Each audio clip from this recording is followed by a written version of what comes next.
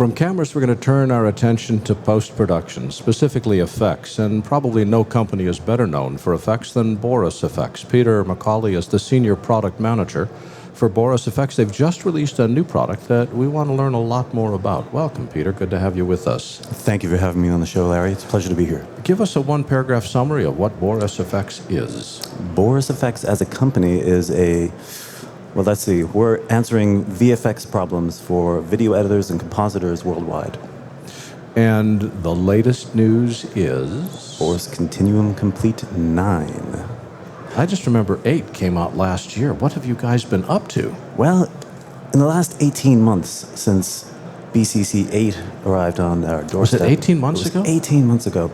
So with 9, what we've done is we've added 9 brand new filters, very exciting. We've also added over... Which is where the 9 came from, the 9 new filters. The 9 new filters, that's right. We guys need help in marketing. I can see that already. We've also added 20 new transitions. We've added GPU processing for many of our effects. And one thing that we've done is, well, consider this, Larry, there are 230 filters now in the BCC product line. Mm-hmm. 230 visual effects filters. So you buy this as a package and you get over 2,000 different presets with those 230 filters. And you say, great, what do they do? This is the question. So our answer to this was to provide a visual preset browser for every single filter in the package. Now it comes in 2 flavors, Larry. There's an integrated version, which is built into every filter. So at the click of a switch, the editor or compositor can quickly see exactly what this filter was designed to do, flipping down through presets with a click of a button over live action video. So what you're giving me previews on is not what each little individual slider does, but essentially the presets that you guys have decided is an interesting effect in and of itself. Very true, very true. And with that in mind, in many of the conversations that I've had with editors and compositors worldwide in post and broadcast suites, one of the things that I pulled back from that was, you guys are great. You have the ultimate degree of control with every single filter in the package, but that's a lot of control. For instance, one of the filters, take the lens flare 3D, for example, has, I think it is almost 400 different parameters. Consider that. That's a lot. That's a lot. That's a lot for anybody to digest.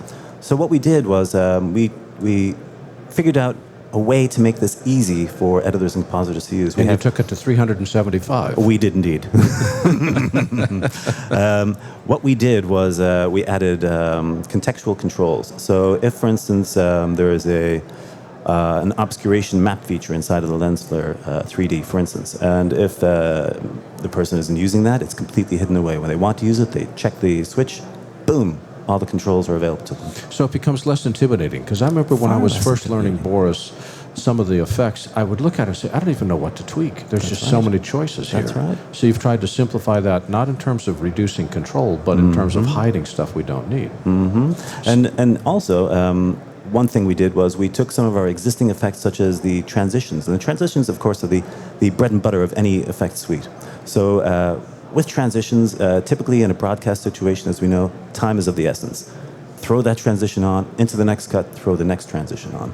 So consider like all of these hundreds of different parameters that are in there, and the editor looks at this and is a little overwhelmed, and they might, shrink back from that effect. So what we did was we took the top 10 parameters that would be most useful to any editor for this particular scenario of using that, and we keep them up top.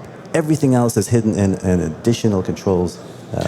That was a really good point. One of the filters that I enjoyed a great deal is the ability to make a car disappear or a body disappear. Right. I love that in 8. And yet the 2 most important effects controls for that filter, one was at the very top and one was at the very bottom. And if you didn't know about the one at the bottom, you could never get that effect to look right. That's right. Changing the stacking order of those controls is a huge difference, because it makes it a whole lot more accessible. Indeed. You're going to tell us what the 9 new filters are? You're just going to tantalize us by saying there's 9 there and not mention what they do. Well, let's have a quick overview of them. We have stayed true to our vision from the beginning of the company. So we're looking at image restoration tools such as the Magic Sharp and lens correction filters. Magic Sharp brings image sharpening to the next dimension. It's we all know about unsharp masking tools to enhance detail contrast in an image. We've gone well above and beyond that for this. No more black and white fringing around an image when you're really pushing detail, but just raw sharpness. Lens correction for GoPro enthusiasts. click of a button. Because it's a wide-angle lens, you want to take out that fisheye feel. Absolutely. Drag and drop, boom, you're done. Plus presets for the different wide, medium, and narrow lens distortions that might go with GoPro. We've got a vignette for like in-lens barrel distortion with blur and color. What else is in there? A two-strip Technicolor effect, which is very cool. Chroma Key Studio, which encompasses all of our keying products into one single unified interface. Yeah. But Beautiful. what happens if you got bad lighting? Well, with bad lighting, we can correct that in the Chroma Key Studio because we have a pre-key cleanup feature, which goes and it'll turn that green screen with any kind of mottling from bad lighting into a single flat color with the click of a switch. It's amazing. It's truly the way to go with keying. In addition to that, we've got a new laser beam effect. We've got a 3D pan and zoom effect now, which is tremendous and very fast. And we've got two very exciting filters called grunge and edge grunge. So if ever you wanted to create some grungy looking stuff. Can you create an effect for Continuum 10 that says create an alien spaceship? That would, I think, there's a need for that. Every time I turn around, somebody's creating a new alien spaceship. There's money to be made in that. Where can people get this? And when does it ship? And what does it cost? And does it work? Okay, so let's answer those questions quickly. It is shipping as of Monday from NAB. So shipping now for Adobe hosts and for Avid hosts. In about a month, we'll be shipping for OFX hosts. That would include Vegas and, of course, DaVinci Resolve from Blackmagic. In about a month after that, we'll do the FX Plug API. And so that'll include Motion and Final Cut X. So what does it cost? The pricing for that, well, we're looking at $9.95 for new seats in Adobe, $2.95 upgrades, $19.95 for Avid, with $5.95 upgrades and $6.95 for both the OFX and FX Plug architecture. They do that just to confuse you, don't they? And no. Does it work? It works tremendously well, and it's available today.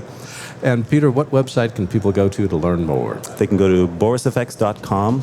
They can download free trials and experience the VFX future for themselves. Very cool. Peter McCauley is the Senior Product Manager for Boris FX, talking about the new Boris Continuum 9.